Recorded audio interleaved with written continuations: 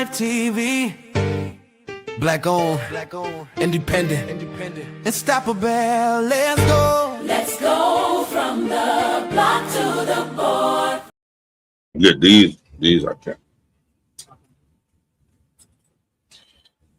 Hey, what's going on, y'all? This your man Big Rich back at you tonight, Thursday night, 7 p.m. Saying we're continuing our month-long series on racism in America. Say I got a great panel with me tonight. I got two channel partners on the dais with me. Man, what's going on? What's going on? I'm letting everybody introduce themselves. I'll start down here. I'm Tanya Dangerfield. Hi, everyone. I'm Dr. Andrew Rubel. I'm the CEO of Rubel Consulting Services, the creator of the Rubel Leadership Framework. I'm an author and publisher. I'm Dr. Victoria Rainbow. I'm senior leader of SECC, Sanctuary Experience Community Church, and I'm a partner. Yeah. And we're going to let Tanya go again. Okay. Let's try that again. Yeah. Put some respect on my own. Yeah. Tanya Dangerfield. We'll start off with I'm a partner. Partner. I'm a real estate broker in Dallas. I'm licensed to sell real estate in Oklahoma as well. I'm a licensed insurance agent. I am the president of the Colin Denton Coalition of Black Democrats, or Texas Coalition of Black Democrats chapter. And I'm just out here working, trying to work for the Lord. All right. Soldiering the Lord's army. Okay. I keep telling y'all we're going to have a show. Let's say y'all, this man Big Rich, say we're at the Tucker Law Center building, 7441 Marvin D. Love Freeway, Suite 306. You pass by 67 North to South, see the Black Glass building, just come up here and holler. We shooting live. All right, we shooting live. Say y'all know how I start. We do not endorse or oppose any particular method of recovery or spiritual path. We simply share the programs and principles that have changed our lives. We're not here to debate, judge, or claim to have all the answers. All right? We are not against church, religion, or anyone's personal beliefs. Our purpose is simple: to share our strength, our experience, and our hope so others can find encouragement, growth, and a new way of life. So that's what we're here to do, y'all. Inspire, motivate, educate on New Way of Life TV channel. And we're going to jump right into it with our show on racism. Tanya going to drive the show tonight. And before you get started, Tanya, and you can bring this in anywhere. We're talking about how racism affects our relationships, our Black relationships with each other, with our personal, interpersonal, sexual, financial, how racism affects just me and my woman, my wife, my friends. How does that affect, how has racism affected us? Wow, it's funny that you asked that question. And, of course, we didn't talk about this, but I do have a very personal story. So we talk about how does it affect relationships. I can remember growing up. So, full disclosure, Dr. Rainbow and us and I grew up in the same neighborhood together in Lancaster. And I can remember, and I tell everybody all the time, growing up, I thought we were rich. Right. I was under the impression that we were rich. I never thought that growing up. You did? We thought we were rich. Especially living in life. We thought we were rich. And so, things just happened. We just had things that, things just appeared. They were just there. As kids, you don't know how they got there. You just expect them to be there. When you go in the refrigerator, it's a full refrigerator. It's everything that you had. We had cable TV in the 1970s, all of the things. But I didn't realize until I was a little bit older the sacrifices that were being made for that to happen. And specifically, I'm going to talk about my dad. My dad, I do remember some cracks, seeing some cracks. Some days I could be in the house and I could tell by the way he shut his door in the backyard. We, pull in the driveway. I could tell by the way he shut the car door what kind of day he had. Right. And I would know, oh my goodness, brace, we got to brace ourselves because he's gonna come in a not so good mood. And of course, as I got older, I began to understand. I started listening to him talking to my mom about what was going on. And there was one particular guy at this job named Shorty. He couldn't stand Shorty. Shorty gave him all kinds of trouble. Do you hear me? Shorty was the foreman. My dad was a mechanic. And Shorty was the foreman. And I mean, it was just always something. Shorty did something, and he would make it clear that Shorty was racist.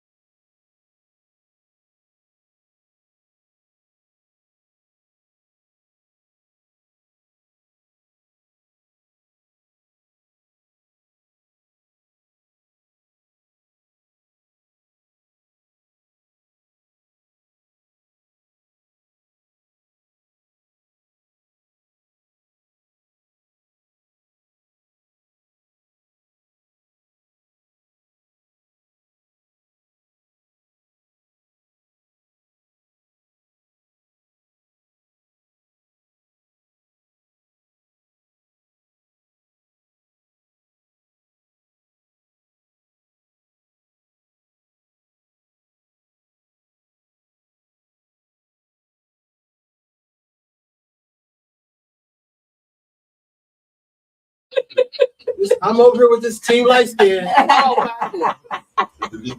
That's gonna be talked about in the next segment. I saw him look over here inside.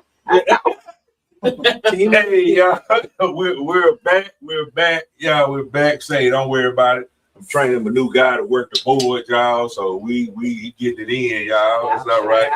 All right. Come on with it, Tanya. What you got on this? I'm laughing because of what we were just talking about. Mm-hmm.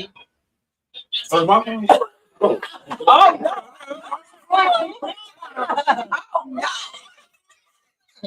Oh, I thought we were supposed to turn our phones off. I know.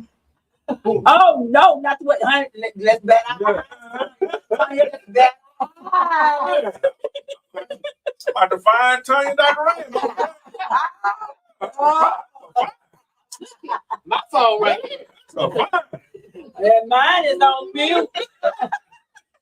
Now, that's funny. That's what he get for talking about. That's It. it. Mhm. That's it. We had a sidebar conversation up here that we're gonna have to repeat because it was really, really good. We were just kind of talking about. I was telling them that Vivek something, whatever his name is.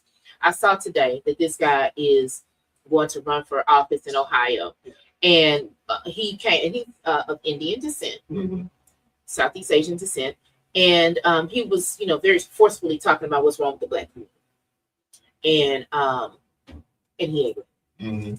About how That's first. that's first. And I stop people. If I'm in their face, I stop them the moment Yeah. that happens. He was talking about how, post civil rights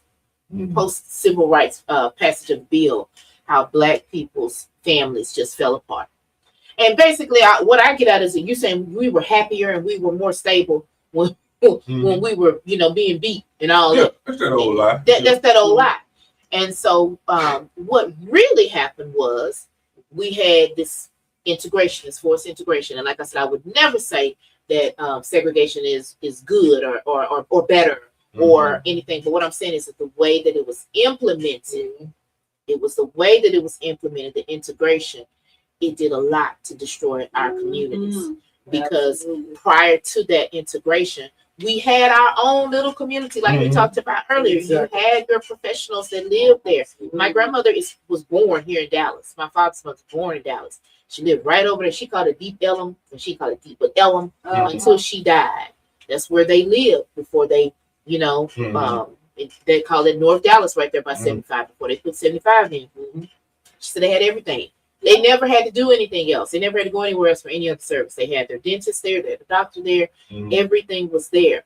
But then, of course, when integration came, a lot of us decided, okay, like I said before, I think their water's colder over there. I think their ice. Parents. You know what I mean? So we're gonna go over there, and then it was like a brain drain. Right. It took all of the professionals out of the neighborhood. It took all of the innovators out of the neighborhood, and they took those services over there to other places, unfortunately, where they were beat down. And then it left the neighborhood to deal with the decline. Right. And we're still dealing with that. And then let's not forget, then when it looked like we were coming back from some of that, look like they coming back, they doing a little bit too good. Let's do something else. Let's go in here. Ooh, this is this new drug we've created. Oh yeah. Let's drop that straight in the center. Yeah. Let's go to every city across the country and let's drop that in here. Okay? And then so you do that. And it's been proven. The CIA was part of that. Right. We all know they've already found that evidence that it was put there to destroy our communities because we were recovering from all of the civil rights abuses and all of those things. And I should say, even before then, the over-policing started. Still have a lot of that today. It's like Malcolm X said, they traded in their hoods for police uniforms. Exactly. So we can kill enough of them through, this method, and then we can subdue another percentage and have them scared to even do anything, to try to be innovative, to try to do anything. Then we can we'll get rid of the rest of them with this, and then we'll put them in prison, and then we'll have the women be there without covering, Yeah. and then that means they're going to be raising kids who don't have a daddy in the home, Mhm. and then when the kids that don't have a daddy in the home, when we find that out and we catch them on the street, Yeah. there's no daddy to come down here and say anything to us, so Absolutely. then we're going to get them in a cycle, and it's a cycle. So how do we break that? We first have to recognize it. Mhm. We have to acknowledge that it happened. Now we got to put in plans to be able to combat some of that. Well, what about when you say that, and I agree with all that. What about the sellout? And when I say sellout, I'm not just all negative connotation, but No, the, sell out. the black person, whether they're accomplished or not, Mhm. well, we're gonna get in this. That's our game to separate them.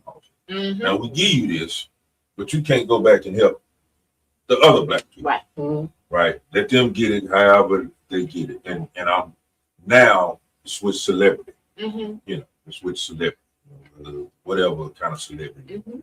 So and I think it goes back to where I'm in practice, but I don't want to lose these millions Mhm. and go back and help my hood, right? Or if it is, it's on a limited. It's nothing, round the clock, it's nothing Just for all show. year. Yeah. It's just for show. And I'll be like, you can keep, and people say, hey man, go to the Cowboy game, man. I ain't seen the Cowboys in Oak Cliff. Mhm. That's it. What Mhm. Cowboy been in Oak Cliff? Mhm. What when Denzel been in Oak Cliff? Mhm. When Beyonce been in Oak Cliff?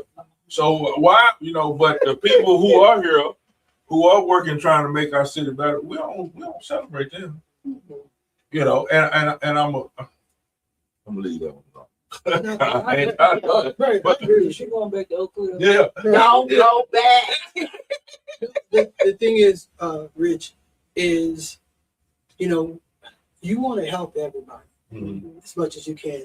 But here's the thing. I will help you, Mhm. but I'm not going to do it for you. Right. Mhm. Okay? So sometimes when people, not certain people, not everybody, I don't want to paint everyone with a broad brush, but certain people, when I look at LeBron James, and sports-wise, I hate LeBron James. Mhm. Sports-wise. But, as an individual, as a man, I admire him. And I don't look at him as this or any famous person or any. So I look at their work ethic and how they got there. Right. I don't look at too often. We look at the finished product, Mhm.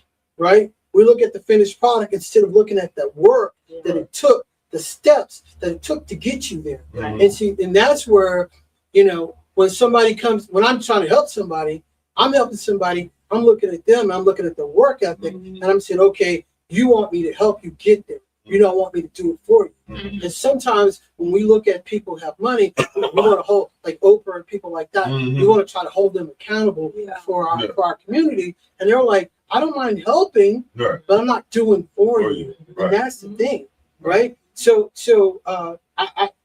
LeBron created his own school for young men to Mhm. go. He didn't go to school for them. Mhm.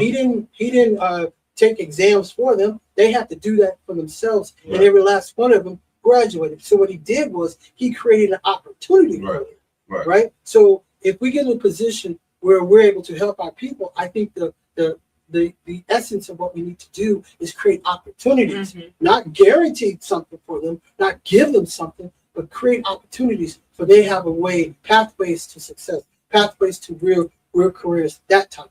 Mhm. Well, when we create the opportunities for them, and that's good. Mhm. When we create the opportunities for them, we have the knowledge, but we don't have the conversation. There you go. I was waiting for you. Mhm. Yeah. We don't have the conversation. Let's roll back to Botham John. Mhm. When Botham John got killed in his own house, He nice cream. minding his own business. Mhm. And law enforcement comes in and takes his life. We got so emotional until we ran downtown to fight, but we didn't have a conversation. Mhm. We was cursing. We was just out of control. And I was standing there and I looked up and I saw the blinds closed at the city hall. That showed me Mhm. that because you don't have a conversation Mhm. that I'm interested in, Mhm. I will turn you off. So I looked at John Wiley and I looked at Freddie Haynes Mhm. and I said, look. John said, "Mhm." So I think that what we need to do is when we give them the knowledge, we need to also reset their conversation. And Because when you go to the table and you cross your legs, because we can look just like them, but do we sound like them?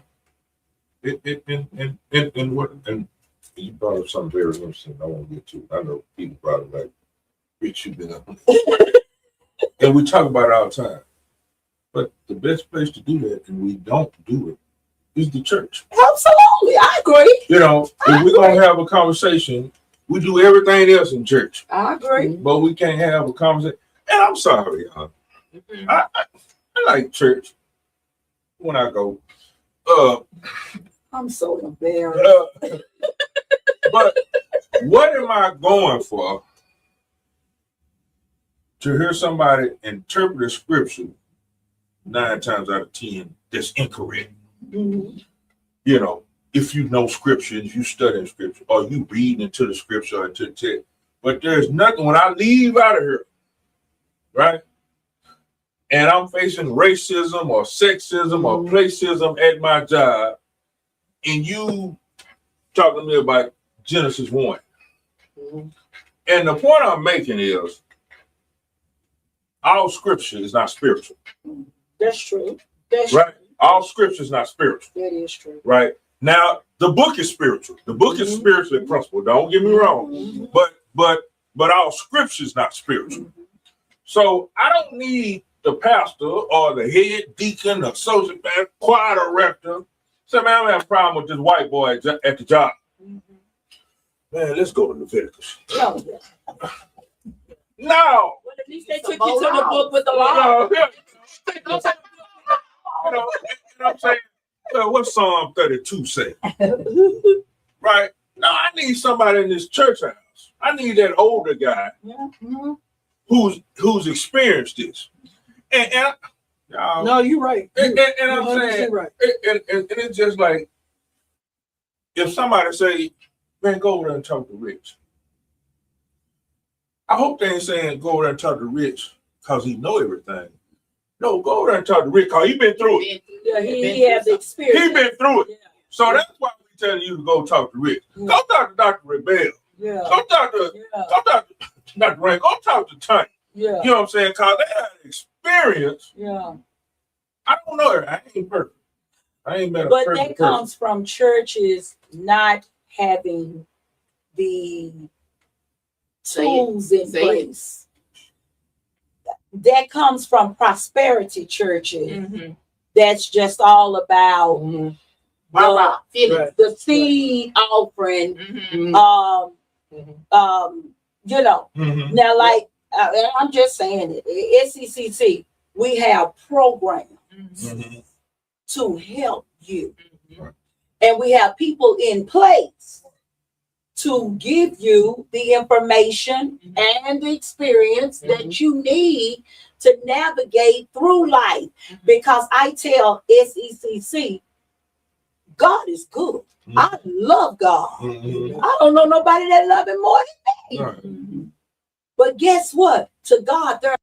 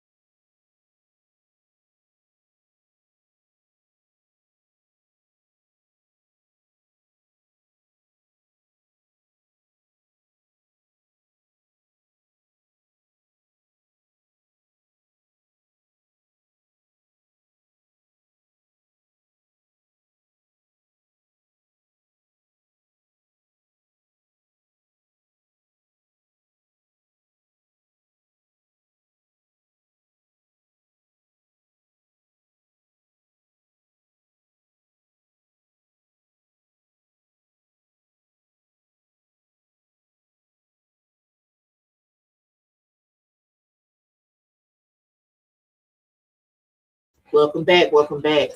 We are here talking about racism in America and what do we do? What kind of solutions do we have? How do we navigate this world, this space, knowing that this thing is out there and exists? So let's talk to Kasha. We haven't spoken with Kasha yet. Kasha, do you have anything to add to that? Well, the only thing I can say is growing up. Yeah, some story. I grew up in predominantly white neighborhoods, literally my whole childhood. Mhm. My mom was very fixated, I guess is the Mhm. word. I'm trying to think of the nice way to say it. And her grandmother. Mhm. Yeah, and her mom. Yeah, they were fixated on Proximity. mingling proximity with Caucasians. Mhm. So we never lived in a black neighborhood, and she didn't want to. Her grandmother passed as a white. Yeah. Oh, yeah. wow. Grandma passed away. My mom, she kind of passed away Mhm. because that's all she had was white friends. Mhm. So I grew up surrounded by nothing but white people. Uh-huh. Mhm. So that was an eye opener for me when I finally left home, went to Chicago, and I was literally around black people because I went to go live with my grandparents, and that was just enthralling for me. It was a nightmare. It It was was scary. no. It was wonderful. Wow, that's good. Oh, no. Coming from two, Coming you from, would- right, yeah, right, yeah. Afterwards, Kasha became super black. Oh, okay. Black.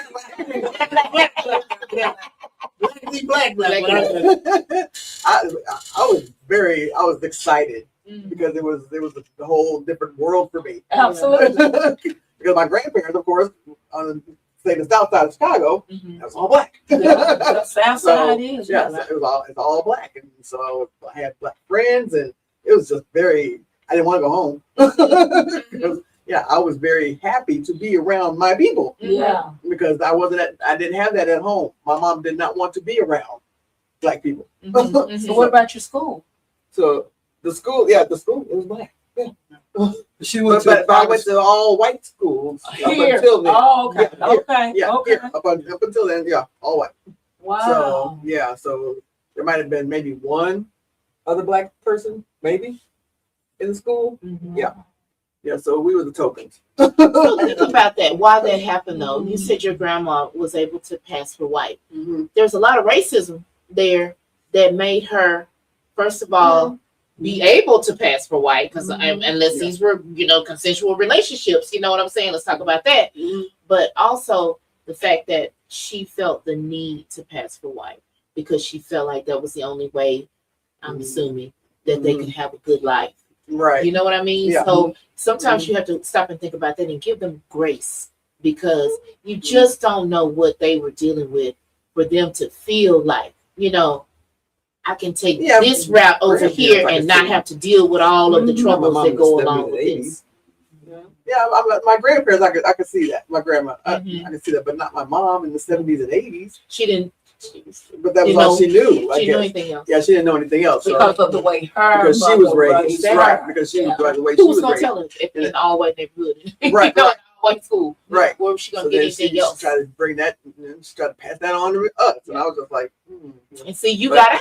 Yeah. You got out. And Yeah. until we can get out and be around other situations yeah, and other perspectives. yeah. You My know. grandfather, my dad's father, he was not happy about that at Militant. all. He was very militant, very militant, very into NAACP and all that, and he was not happy with the way that she was raising us. Yeah. And my dad, he was very docile. Mhm. So that was totally opposite. She ran the house, and he just, he just Yeah. paid, he paid the bills. Right. Now, he didn't pay the bills. He provided the money for the bills that she It's paid. real So interesting. yeah, It's Mhm. very interesting. yeah. Yeah. So my mom basically ran the house. Mhm. Yeah, he didn't do anything. Yeah. So Dr. Friday, what about you? Well, I was actually raised in Austin. Mm-hmm. I'm from the capital of Texas, but I was born in Newark, New Jersey. Okay. I'm Air Force bred, so immediately with that, I was here like in a month's time. Yeah. So to the point, my dad when he came here as an airman, Mhm. he thought, and like Rich said earlier, New Yorkers in the northern sector, they didn't have that experience like down in the south. So he was born June the 19th. Oh wow! Interesting day. Did he even know about? Did he realize? No, what he didn't Okay. because my mom told me that, he thought the celebration was For him? Yeah. She said Friday. No, but my grandmother, I was raised by my grandparents over in East Austin, a very tight, close-knit community there. And like you said earlier, those communities had everything. That definitely didn't have to go out. Miss Vesta across the street did our hair. I'm in the hair industry. That's my profession. And so, but my aunt, my grandmother's brother, Uncle Bud, his wife, Aunt Velma, she was just fair-skinned complected. Me coming from the north, my DNA is my grandfather is a white man. So I'm a mutt. And when I was younger, I was bright. Well, yeah. But when I was younger, I was brighter, from athletic activities and stuff. So I toned out, but I had freckles. So I was a little light-skinned black girl going to black shirt over in East Austin. And they was like, what's all that on your face? So to the point I got in trouble because I was trying to get those freckles off my face. Wow. So when you talk about racism, Yeah. and so being that I'm an Air Force brat, we went to a Catholic school. I'm being nosy, trying to see all of the all the activists and everybody. It was the hippie time down there protesting and everything. Sister Amela, so I was the only little black girl in the classroom and in the Catholic school. So I sat in with everybody. But when I went back home in the community, and I was the only girl out of 9 boys on the street, and then a family of girls came in, but coming in, going out, and my grandmother, and it was so crazy because I grew up to know about the time, but how she raised us, nothing in life affected us. So I had the best of both worlds. So when you talk about the colors over here and whites over there type of thing, she made sure she protected us to whereas none of that really affected us. So I lived with the best. I didn't really understand all of that. And when Ruth came out and my mom was there, made us sit down and watch. I don't want to watch that, So, but I actually lived it in a different form as it really, really affecting us because of the strong knit family orient in the community. But as I grew older, and then my aunt, I was very light. My brother was dark skinned. So I had the best. I had the best. You had the best because you were very light. I had the best because I was very light. I went to the better schools, and he's older than I. And he, but we Do you both. think that was? Did they understand what they were doing? Did they understand that, or did anybody explain that? Did he ever ask about it? No, not to my knowledge. Okay. No, my brother was my angel, so he never let any harm come my way. And so, but my grandparents raised us so to whereas everything that was implemented in front of us was the best. So my grandfather, he would go and cut the yard. So even now when I'm out looking for homes, your landscape have to be just immaculate for me, and everything. And so my grandmother, she was she worked in a laundromat. So, your housekeeping, all of that, still I had standards, but when I went to others' house and I was looking, I was like, and so, but then as I got older, when I got into junior high and things of that nature, where integration began, I began to be more interactive and not so stuck up like I was said to be, but that's just how I was raised, and everything. And so my aunt, my industry foundation is my dad's godmother was the only black barber in the Austin area, and then my other godmother was the stylist. So that was kind of some of my roots of where I've become in my industry profession, who I am now, because I have that background. And so we kind of cultivated and began to get me out amongst and interact, you know, with others, other blacks and everything. But, you know, I was so uppity, or they would say not uppity, but I just had like a privilege from my upbringing, but I never set myself, I've always wanted to go be with us, you know, be with us. So, because I didn't feel myself, I felt that I was getting picked on from the little white kids at the Catholic school. So, you know, it was kind of confusing to me, you know, and everything. So I didn't too much like that. And I love my me, you know, I love us, you know, and everything. So, and that was an interesting time of my upbringing and everything. But I grew away from that. I grew because life drew me away from that, you know, and I'm not being better than anyone or anything to that nature, because I did see, especially in my industry, as I became an adult, you know, I actually wrote the curriculum for Paul Mitchell when I got in my industry, and I saw the difference of racism, and it was horrifying, you know, to me, to whereas the privilege had so much, and then they were unappreciative. And I was over here taking my nonprofit out to the female complex out in Del Valley out there in the incarceration.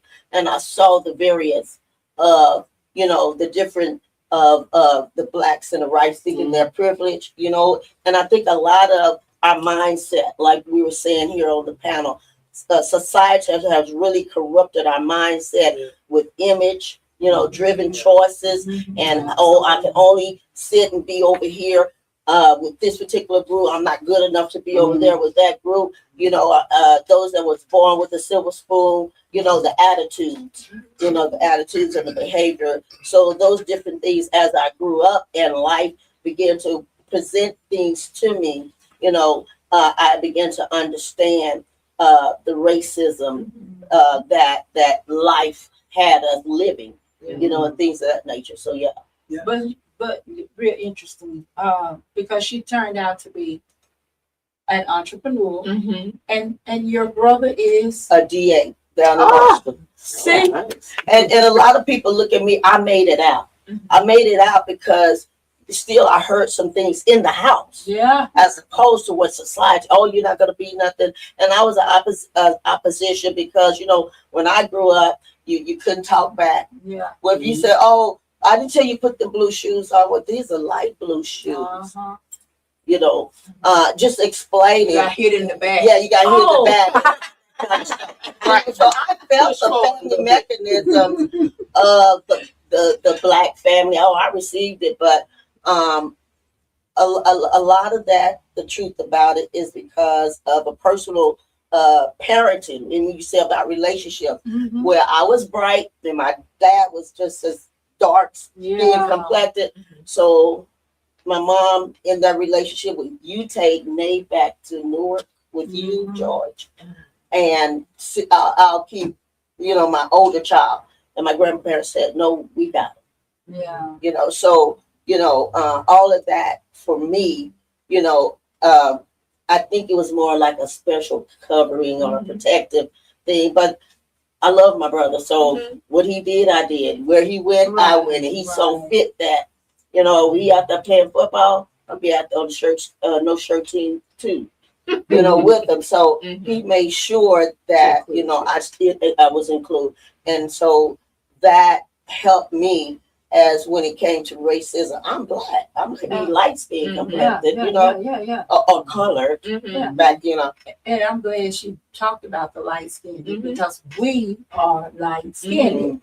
And I don't know if y'all remember back in the day when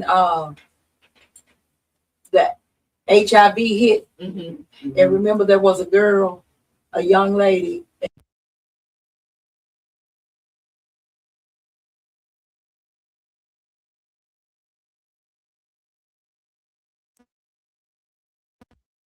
So there she go, you know, and I was like, what, you know? Yeah. But they had stereotyped the light skins as we were carriers. Yeah, Well, you know the film Spike Lee, The Jigaboos and the Wannabe? Yeah. School Yeah. days. School Uh-huh. days. School days, Yeah. yeah. So that even shows. It's the colorism. I mean, Yeah. I called it my skin, hair, eyes, all the same color. Mhm. And I'll never forget me. The little boy told me, the little boy said, "You are ugly." He was like, "You are so ugly. Everything is the same color." I never even paid attention to it. You know, me myself. He was like, "Everything is the same color. You are so ugly." And I was like, "What you mean? Everything's just like your hair, your eyes, Yeah. your skin, everything the same color. You are so ugly." Wow. And I just remember it. I always had a comeback for everything, but I didn't have a comeback for that because I remember thinking, well, I didn't think I was ugly. Well, you know, But I was like, is everything the same? You know, Right. you know, Right. It made you it's weird. think. It made it- Yeah. It made Yeah. you think about who you are. and society really put a major cap on that image of us. Yeah. You know, as far as how we should wear our hair, you know, how we should dress, you know, and I get it today. I fringe a lot because of the trend set now with the free, what I call the untamed, you know, the hair. It's like now you can get up out of bed and go on outside, go to work, Right. and that's the hairstyle of the day. Yeah. You know, but back then you had buckwheat, Yeah. you know, on the little rascals, you know, and things of that nature. You know, that shows that racism or they would paint your face all black, Yeah. all dark, you know what I'm Yeah. saying? Yeah. And things of that nature. Yeah. And so that image, Yeah. you know, Yeah. I mean, that comes from racism, that Mhm. image, that negative image, you know, Yeah. that they want I us to have to actually, deal with. when I was a kid, believe it or not, I hated my last name. Mhm. I absolutely hated my last name. Yeah, I want a quote unquote black last name. Like William. You know, right? Okay. We're gonna have to come back with that. I had a reason when I was a kid. We're gonna come back with Dr. Andrew Jackson. William Washington. Yeah. No, how about Bill? We're gonna take a quick break, y'all, and then we'll be right back. We'll bring it back with Dr. Rubel. Beyond the American Dream is a comprehensive guide for Black Americans exploring retirement abroad. It highlights destinations that offer affordability, safety, and a welcoming environment for people of color. This book empowers readers to reclaim their peace, dignity, and quality of life beyond U.S. borders.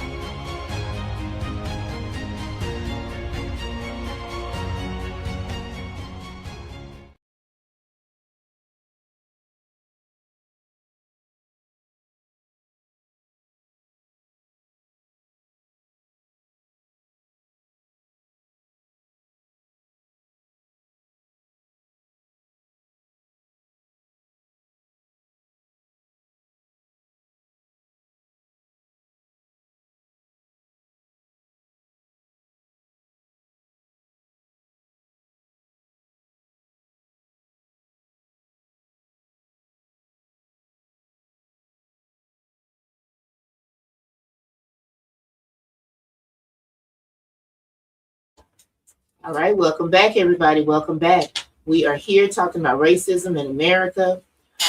We had a really lively conversation with everybody. We found out Dr. Rubel wanted to be Dr. Andrew Brown, Johnson. something other than Rubel. And we're just kidding, right? We're just kidding. But what this all points to is, you know, how confusing it is for kids when you're a child to have to deal with racism. And, you know, like you talked about, you know, just how you were insulated, and then you get into by your, you know, your upbringing, and then you get into the world and you figure out, that's not how everything is, you know. Or how Kasha, how you said, you know, you had your grandmother was able to pass as white, and then we have to think about, you know, why did she feel that she needed to do that? Was she protecting the family? It might not have been selfish, you know, we just never know. And then, you know, I know you even talked about just being out there. What can you think about when you're out there trying to feed the homeless? Yeah. You said you're feeding 800 people? 800 people, you're out there trying to feed the homeless, most of which are Black. Correct. Most of those who have mental illness, Correct. we've already concluded that a lot of this mental illness comes from the racism, the culture Yes. of racism in Yes. America. So you're being criminalized for just trying to help people. That's crazy. That's crazy. And then Dr. Rubel, I mean, we all know, just trying to be in these spaces and be respected as a Black man, number one, and then just as a professional, and just trying to receive the same respect that everybody else receives. It's hard. It's hard. So, like I said, I'm always about solutions. What do we do going forward? What do we pledge on this panel? I would say, and I give you time to think about it, I know. What do you pledge you're going to do to go out into the world to help people combat what they're dealing with as far as racism in America? And I'll kind of spur this side, give you a little time to think about that. One of the things that I'm doing is education. I believe that education saved me, number one. And I don't even just mean formal education. I mean just being able to learn things, I mean, growing up, I watched Eyes on the Prize all the time on PBS. That was me. I can quote some of that stuff on there. I know when this happened. I know when this person was assassinated. I know when this, you know what I mean? And so it put something into me. It lit a fire into me. So just education. I pledge to continue educating as many people around me as possible. And then I also pledge to be able to help where I can. If there is somebody's feeding the homeless and there's something that I can plug into, I pledge that I'm going to go out and do that. And while feeding the homeless, educating them, providing resources. Did you know that your brother, did you know that they have this over here? Let's go over and talk to Dr. Rainbow. You know what I mean? Encouraging them. I pledge to encourage people as much as possible. Let me say this. I pledge to check people when they need to be checked. All right. I'm going to check people when they need to be checked. So if you come with that negative racist energy, you're going to get checked. You're going to get checked, because I think that what has happened is a lot of times we've had unchecked things go on, and that's why it is where it is. And, me being who I am and what I do, I pledge to make sure that I do everything I can to be able to fight the system that perpetuates racism in America. And that's so broad. One of the things is by voter education and all of the other things, making sure I try to work with the right people to get them into office, to be able to, be a gate that stops some of this stuff. So that's just what I'm pledging to do. Anybody else want to go? Who wants to go next? I'll go next. I pledge to build stronger organizations that help to create systems that allow not extraordinary people, but ordinary people. To allow ordinary people the opportunity to do extraordinary things. That's what I commit to, and organizations, whether it's education, business, faith organizations, help them develop organization systems that allow people to be the best they could be, and that requires good leadership. And I commit to developing and commit myself to developing young leaders. That's awesome. That's awesome. That's good. Awesome. That's good. Dr. Rainbow? I pledge to, kill the negativity, because we have to. If we don't kill the negativity, we can't move into the next direction. I pledge to, reteach conversation. Let them know that, there is a way to say it. And in our delivery is how we're going to receive what we need. And it's not that we're cowering down. It's not that we're bowing down. It's just that we have the knowledge, and knowledge is power. But we have to have the conversation to be the comeback, to come back with it. Teaching the people how to get what they need. Absolutely. Yeah. What we say, by any means necessary. Right. Kasha? Yes, well, I plan to, I've been doing this, but I plan to continue helping my coworkers, the younger generation, as far as helping them to understand about the racism in the classrooms and in the schools, and because we have a lot of that, Yeah. Yeah, absolutely. especially in the classroom. Mhm. Yeah. So I'm trying to help them and educate them, let them know, how to act professionally, Yes. because I have a lot of them that, want to get into the whole, Mm-hmm. Mm-hmm. the lower class kind of acting way. And I'm just like, no, we're not doing that, Mm-hmm. because you need to, what's the word? Educate yourself, basically. Yeah, on how to act when you are in public. Mm-hmm. So that's my main focus, is just to educate the younger generation. Teach them etiquette. Yeah, etiquette, that's the word. Thank you. That's the word I was looking for. Mhm. Thank you. Yes, etiquette when they are Yeah. in school and outside of school. Yeah. So yeah, that's the main thing. Okay. What do you pledge to do? I pledge being an entrepreneur and an educator Mm-hmm. to share and teach about how to love and groom Mm-hmm. yourself of beauty, how to carry yourself, how to be poised and present yourself in and with society. It's a lot about the look. I edify the beauty on God's creation. Mm-hmm. So him being the creator, Mm-hmm. what is that about? Having the knowledge of who I am and what is for me, because my temple is very important, and being able to educate professionally and license an individual to be able to have a livelihood, Mm-hmm. and not only that, to know how to go into society and to carry themselves Mm-hmm. with the look and their image, Mm-hmm. to be successful about knowing themselves and how to be healthy. Not only just be able to go to the physician when I'm ill Mm-hmm. or things, and to be acceptable in society. Mm-hmm. To whereas if you have that knowledge about yourself, then you'll be able to stand up and with everyone that you are in the room with. Right. So what I heard, let me tell you I'll give you a synopsis of what I heard. I heard on this panel, people say that they're going to teach the people how to go in and speak to others and get what they need, how to be able to have the information received in a way that has a return. I heard that Kasha, you're going to make sure that when they go in that room, they use proper etiquette Right. to be able to speak to the people, Right.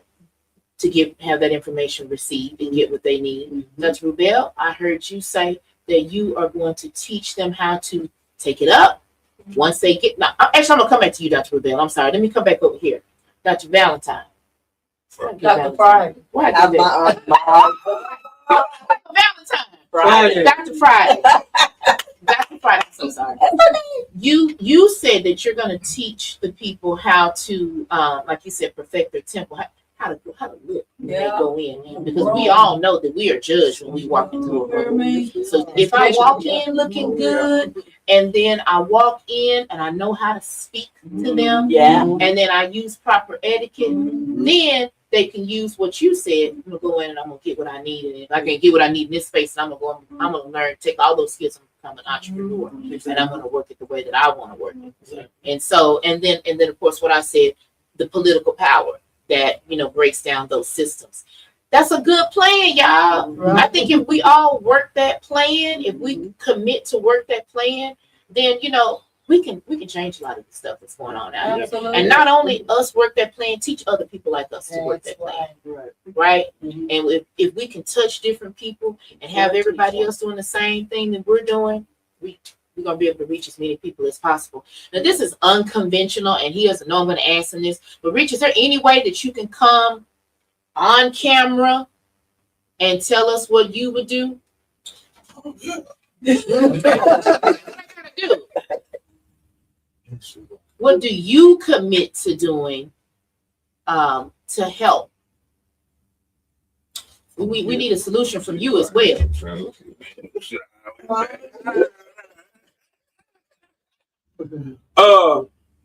I want to keep using my platform, the platform, to continue to get the message out, to get the word out, continue to educate, and I can't do it by myself. And I keep telling people, the TV channel is not about me. If it was about me, I'd be up here by myself. It's about us collaborating, get getting everybody like this. And I tell people all the time, call me if you have ideas. Yeah. I don't care what you think about, just call me. And I got some people I'm gonna call. And we gonna talk about it. And we need to punch it up. Okay, we can do this, we can't do that, more of this, less of that, or whatever the case may be. But you would never hear me say, no, Dr. Bell, we just saying. No, Kasha, get your husband in like that. But you never hear me say that because somebody has that. Absolutely. Somebody has that idea, and we just need to put the momentum on it. So if I can do that on my channel, and I was just saying this last night. Was that last night me and you talked? Or the other night? Yesterday, the last night. You know, the position Nick won when I was saying, hey, you know, how many of us knew somebody ground roots? Next step is accomplishment. You know, that's, you know, I mean, we're in that position. You know, if Nick decides to, you know, if you and Nick decide to do it. But I'm just grateful for all y'all. I keep an attitude of gratitude, and it just pays off. Absolutely. So let me get up. Thank you. Thank you. And okay, so I'm gonna follow what Nick does. I mean Nick, Lord, what Rich does. Okay. Hope shots and shout outs. We're gonna start with Dr. Rainbow. Hope shot is know that you can do whatever you put your mind to. Know that no is a very strong word. However, it does not limit you to where you can go. And my shout out is to the big church this side of heaven. And that's the Sanctuary Experience Community Church. I tell you where we are doing it big, Rich. Play on words. I love it. Okay, Kasha. Oh, Hope shots and shout outs. okay. Well, I just want to first shout out to my wonderful, beautiful husband. Married how long? 38 years. 38 years. Oh. I know, definitely. Yes, and I just want to say that my main focus, I guess, is to just make sure that people treat each other nice. That's the main thing. We need to treat each other with respect and listen to each other, not just hear, but listen to each other. Yeah, that's my main thing. Just we need to listen. That seems to be an issue. Right.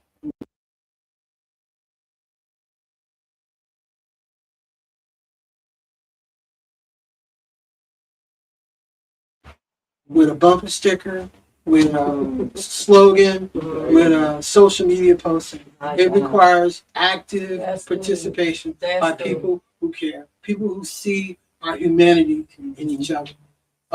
You got to get out your comfort zone. You got to get out your comfort zone. You got to select action over silence because silence is acceptance. And shout out to our daughter since she's not here. Cheyenne Alana Rubel. Yeah. She just bought a new car all by herself. Oh. But then I got a deal on her own. I was like, okay, girl. Yeah. So shout out to Cheyenne Alana. All right. I would like to say that love yourself from within. Yeah. You know, we always say beauty is within. Be more motivated about yourself. You know, empower yourself. Rise above the negativity. You're not going to be nothing. Where there's a positive side to something, because there is something within you that is great. You know, shout out. I definitely would give a shout out to Golden Touch Academy Incorporated. Yeah. And my pastor, that's my pastor, I think, SECC, I love him to death. So yeah, be empowered. Be empowered. I think that my hope shot is I hope that, and I'm going to kind of take something that you said, I hope that people will not only learn to love and accept themselves, but to learn how to love and accept that other people might have a different perspective, Right. and they're still worthy That's of right. respect. That's right. That's And right. so if we do that, I think that helps to combat a lot of the racism that we're seeing. But especially loving and respecting yourself. I happen to be a person, I tell everybody, I was raised in love. You know what I mean? There was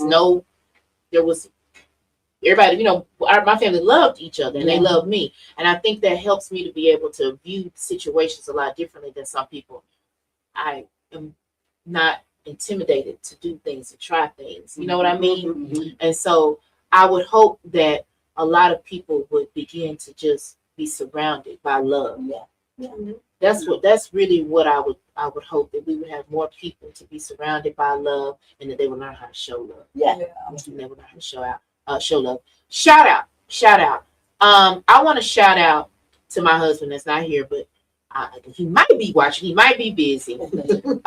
He is really, really busy right now, working on a lot of stuff, and I know he feels really overwhelmed, and I know it's really overwhelming to do all of these things and manage all of these processes, but he still does them, and he still puts up with me. I'm real demanding, and he still finds a way to get everything done. And so, honey, if you're watching, shout out to you. Yeah. That's why you get the big piece of chicken. Yeah.